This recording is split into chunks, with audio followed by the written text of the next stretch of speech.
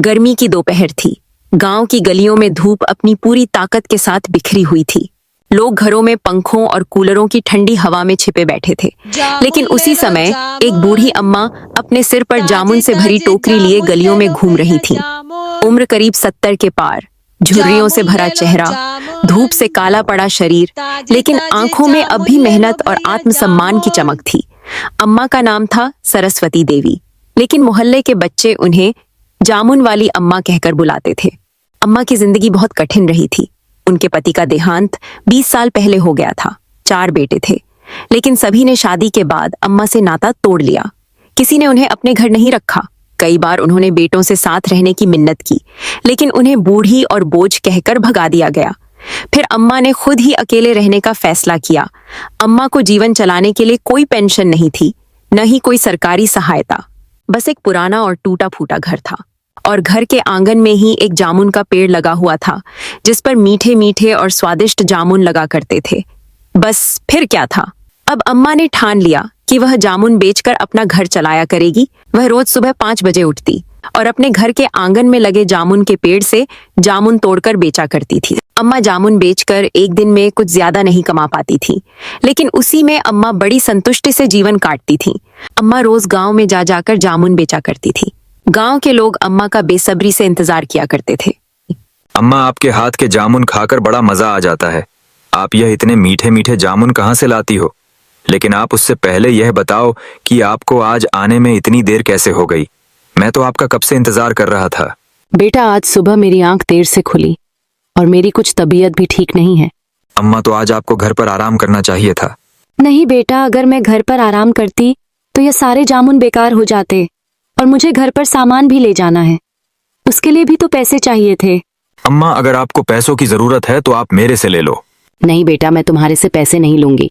कोई बात नहीं अम्मा, उधार समझ कर ही ले लो। जब होंगे तब मुझे लौटा देना। नहीं बेटा, मैं तुमसे पैसे नहीं ले सकती। और इतना कहकर अम्मा आगे जामुन बेचने के लिए निकल जाती है। अम्मा दिन भर जामुन बेचकर शाम को अपने घर लौटती हैं, तो वो थक कर चकनाचूर हो जाती, लेकिन फिर भी वो खाना बनाती और अब फिर से खाकर सो जाती थी। एक बार की बात है, एक छोटा बच्चा रवि जो रोज स्कूल जाता था, उसके पास फीस भरने के पैसे नहीं थे।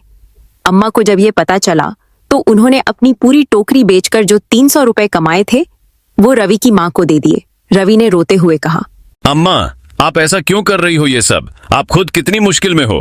अम्मा मुस्कुराई और बोली, बेटा, जब मेरे पास कुछ नहीं था तब भी मैंने दूसरों से लिया नहीं, मेहनत की और अपना जीवन जिया।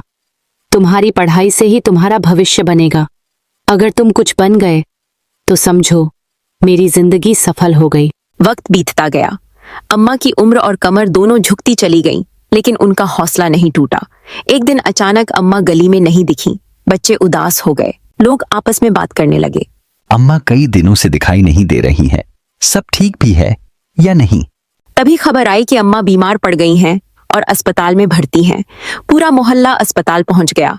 लोगों ने चंदा इकट्ठा किया और अम्मा का इलाज करवाया। और इस भीड़ में सबसे आगे खड़ा था रवि, जो अब एक सरकारी अफसर बन गया था।